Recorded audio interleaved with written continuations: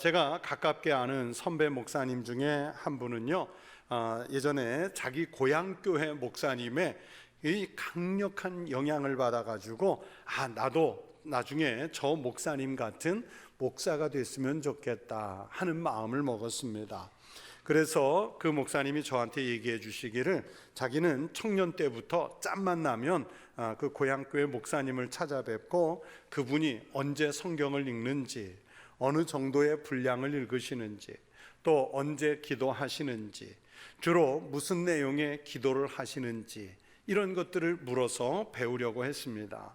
심지어는 그 어르신 목사님이 무슨 음식을 좋아하는지 알아가지고 자기도 그분이 좋아하는 음식을 먹는 것까지 배웠다고 합니다. 그리고 목사님이 걷는 것 좋아하신다 하니까 자기도 운동을 걷는 것 삼아서 이렇게 했다, 그렇게 저에게 이야기를 했습니다.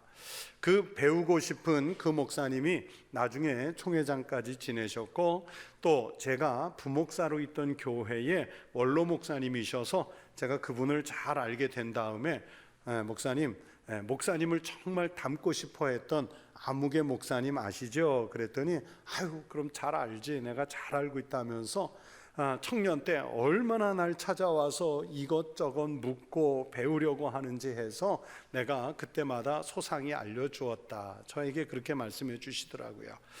제가 이 두 분을 다 아는 입장에서 보면 아주 철저한 앞에 말씀드린 동일시의 한 예입니다. 나중에 목회의 규모 또는 방향성 이런 것들은 달랐지만, 그러나 좋은 목사님을 닮아서 자기도 그런 목사가 되고 싶어 했던 그런 면에서 이런 동일시는 얼마든지 권장할 만한 일이지요. 최근에는 지난 2022년에 러시아가 우크라이나를 침공해 전쟁이 시작됐을 때 이 전쟁에 반대하는 세계 도처의 사람들이 일어나 시위를 곳곳에서 하면서, 시위할 때 그 피켓을 들지 않습니까? 그런데 여러분 뉴스 시간에 자세히 보시면 그 많은 피켓 반대 구호 중에 눈에 띄게 많았던 것이 뭐냐면 우리가 우크라이나인이다, 우리가 우크라이나 국민이다, 이런 구호였습니다. 우리가 바로 우크라이나 그 국민들과 같은 심정으로 이번 전쟁에 반대한다는 그런 연대감 표시한 것이었습니다. 또 이런 경우도 요즘에 종종 있지요. 우리나라의 정치인들이 무슨 부패 혐의 등으로 검찰이나 경찰 수사를 받으면서 그 정치인이 검찰청이나 경찰로 출두하는 날이면 그 정치인을 지지하는 사람들이 나와서 피켓을 들고 현수막 들고 내가 아무개다, 그 정치인 이름 써놓고 내가 아무개다 이러면서 그 시위하는 기자들에게 보이는 그런 장면들을 볼 수 있어요. 다 연대감을 표현하는 그런 시위고 다 동일시하는 거죠. 나는 베를린 사람입니다, 나는 우크라이나 국민입니다, 나는 아무개입니다, 이런 표현들은 그 아픔에 동참한다는 연대감의 표시이면서 동시에 장벽에 반대한다, 전쟁에 반대한다, 이번 수사에 반대한다, 아주 강한 항의의 표시도 되는 것입니다. 이런 동일시들이 서로의 공감대를 표현하는 방법들로 쓰이고 있습니다. 오늘 우리가 읽은 짧은 이 고린도후서 본문의 말씀들이 바로 이런 형식의 말씀이에요. 오늘 본문 16절 말씀을 보십시오. 하나님의 성전과 우상이 어찌 일치가 되리요? 우리는 살아계신 하나님의 성전이라. 이와 같이 하나님께서 이르시되 내가 그들 가운데 거하며 두루 행하여 나는 그들의 하나님이 되고 그들은 나의 백성이 되리라. 여러분, 이 말씀 속에 우리는 살아계신 하나님의 성전이라, 우리는 하나님의 뭐라고요? 성전이라, 이런 말씀이 있어요. 즉 그리스도인은 하나님의 성전으로서의 삶을 살아야 한다는 뜻입니다. 하나님과 일치된 연대성을 말씀한 것입니다. 그리스도인들의 삶은 그리스도와 분리된 삶이어서는 안 되고 그리스도와 그렇게 동일시되는 삶을 살아내고자 정말 힘을 써야 합니다. 우리가 그렇게 살아계신 하나님의 성전으로 살고자 하면 하나님도 우리와 연대해 주시는 거예요. 16절 후반절에 이렇게 말씀합니다. 내가 그들 가운데 두루 행하여 나는 그들의 하나님이 되고 그들은 나의 백성이 되리라. 하나님이 나의 하나님 되주시고 우리들의 하나님 되주시고 나와 우리는 하나님의 백성이 된다는 그 약속의 말씀을 주신 것입니다. 누구에게? 이 약속을 누구에게 주셨나요? 살아계신 하나님의 성전으로 살고 있는 사람들에게, 하나님의 성전 같은 삶을 사는 백성들에게 하나님이 주신 거예요. 오늘 우리 그리스도인들은 세상 속에서 살고 있지만 그 속에서 거룩하게 성별된 사람으로 살아야 할 존재인 것을 말씀합니다. 그래서 오늘 본문은 성화된 거룩한 백성과 전혀 성화되지 않은 사람의 삶을 비교해서 말씀하는 것입니다. 우리는 살아계신 하나님의 성전이라고 말하는 것은 하나님의 말씀대로 사는 거룩한 삶인 동시에 세상의 악, 우상 숭배 등과 싸워서 이겨냈다는 영적 의지의 표현입니다. 한마디로 우리의 신앙 고백이에요. 사도 바울의 말씀처럼 우리가 하나님과 동일시해서 믿음으로 연대해서 살면 참 좋겠는데 여러분, 현실은 그렇지 못하지요. 여러분, 우리가 믿음을 갖고 그리스도인으로서 세상에서 사는데 정말 세속과 연대하지 않고 완전히 분리가 돼서 거룩한 생활만 고수하면서 사는 것이 쉽습니까? 쉽지 않아요. 어렵습니다. 그렇게 살려고 하면 완전히 세상 밖으로 나가야 할 것이라고 사도 바울이 말씀한 적이 있습니다. 고린도전서 5장 10절에서 이렇게 말씀했습니다. 이 말은 이 세상에 음행하는 자들이나 탐하는 자들이나 속여 빼앗는 자들이나 우상 숭배하는 자들을 도무지 사귀지 말라 하는 것이 아니니 만일 그러하려면, 즉 그들과 사귀지 않으려면 너희가 세상 밖으로 나가야 할 것이라. 여기서 세상 밖으로 나간다는 말은요, 예전에 한 개그맨이 유행시켰던 말 있잖아요. 지구를 떠나거라. 딱 그 뜻입니다. 정확한 뜻입니다. 인간이 아주 없는 곳으로 가서 살아라, 그런 말입니다. 그런데 여러분, 우리가 살면서 그게 가능한 일입니까? 아무리 신령한 삶을 살려고 해도 음행하는 사람을 우리의 이웃으로 둘 수 있고요, 사기꾼을 우리의 이웃으로 둘 수 있고, 우상 숭배하는 사람을 옆집에 두고 같이 교제할 수 있어요. 여러분, 살면서 사귀고 만나는 친구들, 동료들, 여러분 전부 그리스도인만 있습니까? 아니잖아요. 그리스도인 아닌 사람, 그러면서 그 중에 사기꾼 또는 음행자, 우상 숭배자 다 있지 않습니까? 내가 그들과 다른 신앙이라고 해서 담을 치고 분리된 채로 살 수는 없습니다. 기껏 우리가 좀 벗어나 보려고 한다고 해봐야 수도원에 들어가든지 깊은 산속 기도원에 들어가 일정 부분 분리된 삶을 살 수는 있겠죠. 그만큼 신앙이 좋은 그리스도인이라고 해도 이 땅에서 사람들 속에 살아가는 한은 우리가 그런 불신자들과 완전히 단절된 채로 살아갈 수는 전혀 없습니다. 그렇다고 우리가 그들 속에 산다고 해서 세속과 완전히 동화돼서 살면 안 되겠지요. 성도들의 삶의 자세나 삶의 내용은 불신자들과는 그 내용이 달라야 합니다. 구별이 되어야 합니다. 확연하게 구별이 되는 거룩한 생활을 해야 하며 삶의 모습에서 하나님의 백성다운 모습이 나타나야 합니다. 이런 신앙적인 삶의 태도를 포기하고 정말 적당히 세상과 타협하면서 살아가려고 해서는 안 된다는 것이 오늘 이 짧은 본문에서 사도 바울을 통해 하나님이 우리에게 주시는 말씀의 내용들입니다.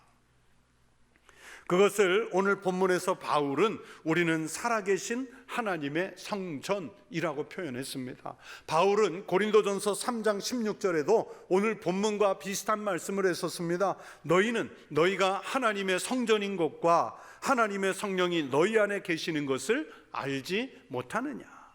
여러분, 교회 형태로 지은 건물이 여러분 그게 성전이 아니고요, 또 건물에다가 십자가 갖다 걸었다고 해서 여러분 거기가 성전이 아니고 하나님의 성령이 내주에 계셔야 거기가 성전이 돼요. 광야가 성전이 될 수 있고요, 쓰러져가는 움막이 성전이 될 수 있고요, 깊은 산중이 성전이 될 수 있어요. 그러니 건물로서도 성전이 있지만 우리 그리스도인들은 한 사람 한 사람이 성령이 내주하시면 성전으로서의 삶을 살게 되는 것입니다.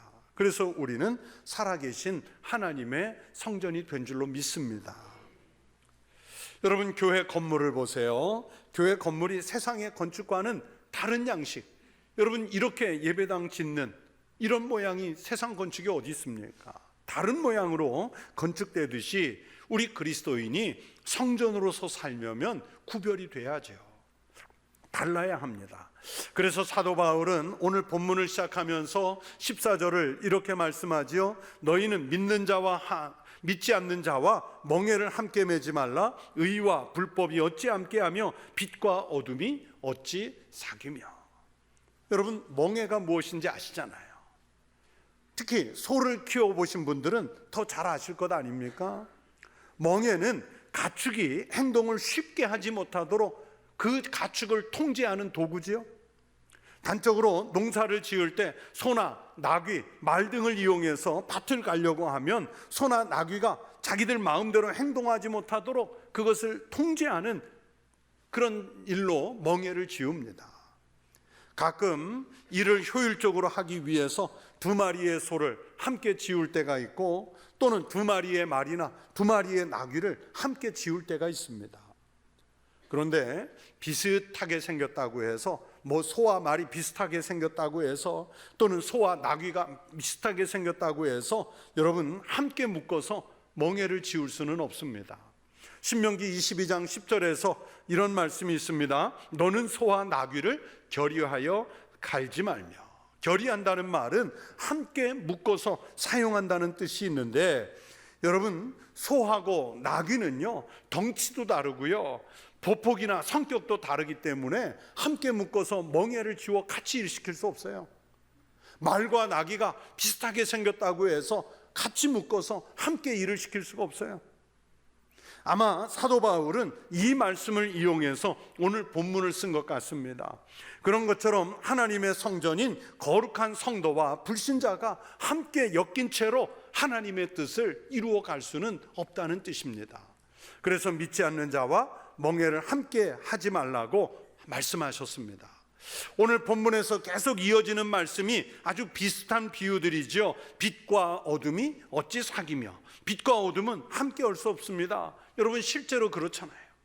아무리 새까만 방이라고 해도요, 여러분 거기에 작은 전등 하나, 촛불 하나 밝히면 그 어둠이 사라집니다. 아무리 대낮이라고 해도요, 방 안에 햇빛이 들어오지 못하도록 창문에 빛이 들어올 만한 구멍에 자광막을 설치해버리면 빛이 들어오질 않아요. 어두워집니다.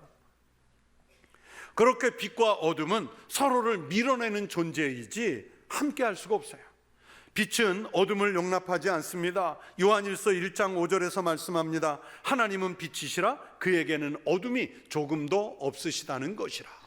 반대로 어둠도 빛과 함께 있으려고 하지 않고 빛을 거부합니다. 요한복음 3장 20절 말씀입니다. 악을 행하는 자마다 빛을 미워하여 빛으로 오지 아니하나니 이는 그 행위가 드러날까 함이요.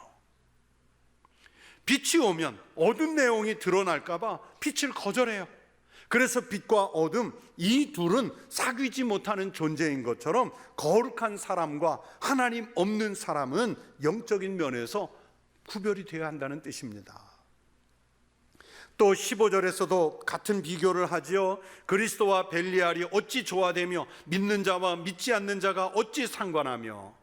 여러분, 여기서도 비교의 대상인 그리스도와 벨리알은 마치 빛과 어둠이 함께 있을 수 없는 것처럼 함께 있을 수 없다는 그 내용을 말씀하는 거예요. 그리스도께서 빛의 상징이고 그리스도께서 의의 상징이라면 반대편 벨리알은 불법과 어둠의 상징입니다. 벨리알이라는 말은 히브리어로 벨리알이라고 하는데 성경에 자주 등장하거든요. 정중하게 해석하면 사악하다, 무가치하다 이렇게 번역하지만, 그러나 거칠게 하면 불량배라는 뜻도 있고요, 비루라는 뜻도 있고 깡패라는 말도 있습니다. 그래서 사무엘상 하에 보면 이 불량배, 비류라는 말을 쓸 때에 바로 이 벨리알이라는 단어를 써요. 오늘 이 본문에서는 사탄이라는 말과 이 벨리알이 같은 뜻으로 쓰였습니다. 자, 그러니 그리스도와 사탄이 함께 있을 수 없는 것처럼 거룩한 성도가 사탄의 무리 또는 사탄의 생각과 함께 있을 수가 없는 거예요. 의의 사람과 불법의 사람, 그리스도인이 불량배나 비류나 깡패 같은 사람과 함께 있을 수 없다는 뜻의 말씀입니다. 그리스도는요, 사탄의 권세를 깨뜨리려고 오셨고, 사탄은 그런 그리스도와 대적하기 위해서 영적으로 존재합니다. 그래서 그리스도와 벨리알은 조화를 이룰 수 없어요. 그래서 본문에 그리스도와 벨리알이 어찌 조화되며 라고 말씀합니다. 조화를 전혀 이룰 수 없다는 뜻이지요. 여러분, 우리가 살면서 심령 안에서 거룩한 생각이 일어날 때가 있고요, 때로는 어둠의 생각, 불의의 생각이 일어나서 이 심령 안에서 영적 전쟁을 벌일 때가 있잖아요. 그랬을 때 이 불의의 생각과 선의의 생각이 여러분 같이 있을 수가 없는 거예요. 그렇기 때문에 어두운 생각, 불의의 생각을 자꾸만 떨쳐내고 밀어내고 우리의 심령 안에는 그리스도의 생각, 의의 생각, 그것만 남아있게 해야 되는 거예요. 그런데 실제 생활하는 현장에서 어떻습니까? 우리는 그리스도인이라는 그 거룩한 이름이 부끄럽게 예수 안 믿는 사람들, 즉 어두운 사람들, 비류, 깡패 같은 사람들과 너무 똑같이 생각하고 똑같이 행동하고 똑같이 사기치고 똑같이 다투고 갈등하고 분열을 조장하면서 우리가 세상에 나가 그렇게 살고 있잖아요. 빛과 어둠이 같이 하고 그리스도와 벨리알이 함께하는 그런 생활을 우리 그리스도인이라면서도 서슴지 않고 합니다. 여러분, 현대 교회들을 보세요. 우리가 국회나 사법부 또는 정부나 요즘 시위하는 의사들, 우리가 그분들을 욕할 수 있어요? 오히려 그것보다 교회가 더 분란이 많고 비방도 많고 더 인색하고 자기들 공동체만 중시하지, 여러분, 하나님의 영광이나 뜻을 나타내는 일에 오늘날 그리스도인 또는 교회가 얼마나 무심합니까? 얼마나 무심해요. 제가 오늘 원고에는 쓰지를 않았는데 일부 설교를 하다 퍼뜩 생각이 나서 그냥 계속 넣고 있습니다. 어떤 내용이냐면, 제가 가끔 듣는 제 또래 요즘에 대세라고 하는 모 목사님 설교를 종종 듣는데, 한 몇 주 전에 이 설교 중에 그런 얘기를 하더라고요. 찬양대 이야기를 하면서 그 찬양대가 노래만 잘하면 뭐합니까? 우리 교회 찬양대가 노래만 잘하면 뭐합니까? 그 안에 갈등과 분열, 편가름, 온갖 나쁜 소문이 다 거기서 나오는데 차라리 노래 못하고 신령한 찬양대였으면 좋겠습니다. 마음 같아서는 우리 교회 찬양대 다 없애고 싶습니다, 그러더라고요. 여러분, 우리 찬양대 얘기하는 거 아니에요? 그 교회가 그렇다는 거예요. 그 교회가, 그 큰 교회가. 그분은 말을 늘 세게 하시니까 세게 하는 걸 교인들이 좋아하시나 봐요. 저 같으면 실제로 찬양대 그런 일이 있어도 그 말 못해. 근데 그분이 하더라. 근데 말잖아요. 교회 안에 말이 더 많잖아요. 여러분, 교회 하면 뭐가 먼저 생각나요? 말 많은 거. 그렇잖아요. 여러분, 우리가 합창을 하면 2부나 4부로 하지요. 소프라노, 엘토, 테너, 베이스 각각 우리가 다른 음을 부르지만 이 음들이요 정말 적절하게 조화를 이루면 듣기에도 아름답고요. 여러분, 합창을 들어보세요. 작은 소리로 불러도 저 소리가 들릴까 싶은 작은 소리, 합창 용어로 얘기하면 피아노 또는 피아노시모 이렇게 부르는데도 안 들릴 것처럼 작게 부르는데도요 그 소리가 멀리까지 들려요. 왜 그렇습니까? 음이 조화를 이루었기 때문에. 하지만 음이 전혀 조화롭지 않아서 불협화음이 나고 아무리 소리를 악각질러 크게 불러도요 그 소리는 멀리 퍼지지 않아요. 왜 그렇습니까? 음이 안 맞기 때문에 그래요. 그것처럼 벨리알과 여러분, 그 벨리알과 그리스도와 벨리알은 조화를 이룰 수 없습니다. 의와 불법은 조화를 이룰 수 없습니다. 의인과 불량배가 어울릴 수 없습니다. 그런 것처럼 오늘 성경이 믿는 자와 믿지 않는 자가 어찌 상관하며 그랬는데, 즉 함께 조화를 이룰 수 없다고 바울은 말씀해요. 여기서 상관하며 라는 말은 같이 사업을 하는 동업자죠. 그 사람들이 그 사업으로 발생한 이익을 나누어 갖는 것을 말합니다. 그러니까 믿는 사람과 믿지 않는 사람은 영적인 이익을 함께 나누어 가질 수가 없다는 거예요. 신자와 불신자가 세상에서 사업을 동업하지 말라, 이런 뜻이 아니라 영적인 생명을 나누는 일이 그렇다는 뜻입니다. 믿는 사람은 천국을 상급으로 받는데, 여러분, 불신자들은 지옥을 대가로 받잖아요. 어떻게 우리가 천국과 지옥의 조화를 이룰 수 있겠습니까?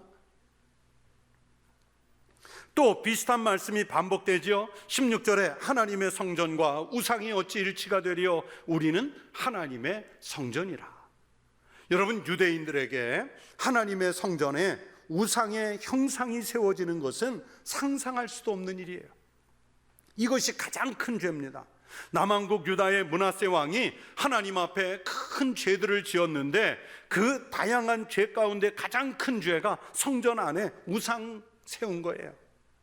또 자기가 만든 아로새긴 아세라 목상을 성전에 세웠더라. 옛적에 여호와께서 이 성전에 대하여 다윗과 그의 아들 솔로몬에게 이르시기를, 내가 이스라엘의 모든 지파 중에서 택한 이 성전과 예루살렘에 내 이름을 영원히 둘지라. 이 죄가 가장 극악한 죄예요. 하나님께서 성전과 예루살렘에 여호와 하나님의 이름을 두려고 했는데 그 성전 안에 아세라 우상을 뒀으니 이 죄악이 큰 거예요.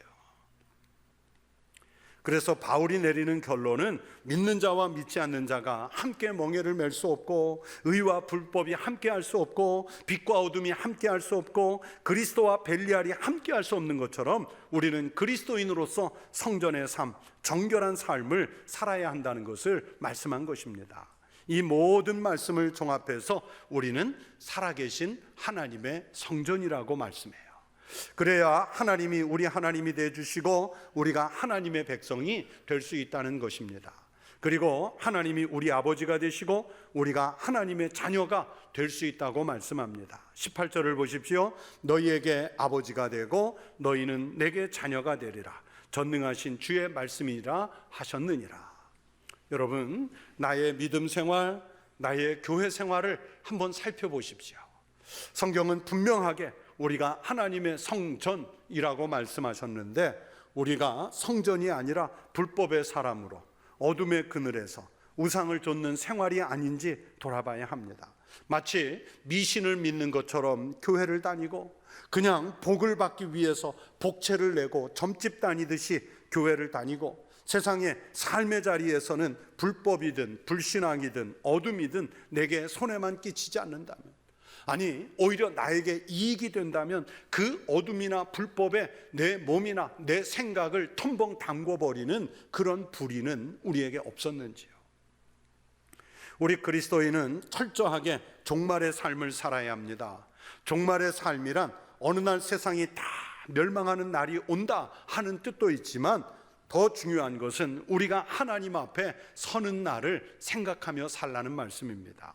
하나님의 심판대 앞에 섰을 때 의의 삶을 살았는지 또는 불법의 삶을 살았는지 판가름 날 것 아니겠습니까? 하나님이 나의 하나님 되고 내가 하나님의 자녀였는지 그 앞에서 밝혀질 것 아니겠습니까?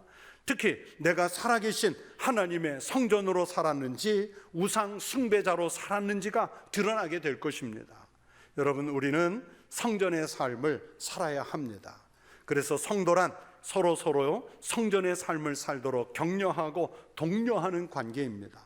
누구를 깎아내리고, 고린도 교회 교인들 중에 일부가 바울을 깎아내리듯이 목회자나 교회 지도자들을 깎아내리고, 또는 교회 안에서 서로 은사 자랑하면서 신앙을 훼손하고, 또는 이단의 선동에 넘어가서 교회를 분란에 빠뜨리는 이런 행위가 없어야 합니다.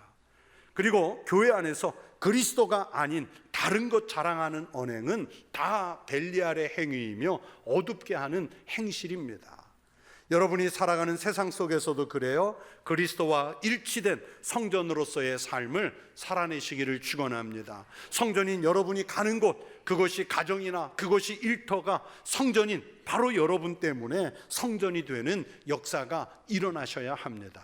그렇게 내 신앙적인 삶을 잘 살펴서 빛의 삶, 성전의 삶을 살아내는 거룩한 성도요, 또 우리 교회, 우리 한국교회가 될 수 있기를 주의 이름으로 축원합니다. 기도하겠습니다. 하나님 아버지, 우리 믿음의 사람들이 각각 사는 삶의 자리에서 우리가 하나님의 성전이라 이 신앙 고백으로 신앙의 삶을 살아갈 수 있게 하여 주시옵소서.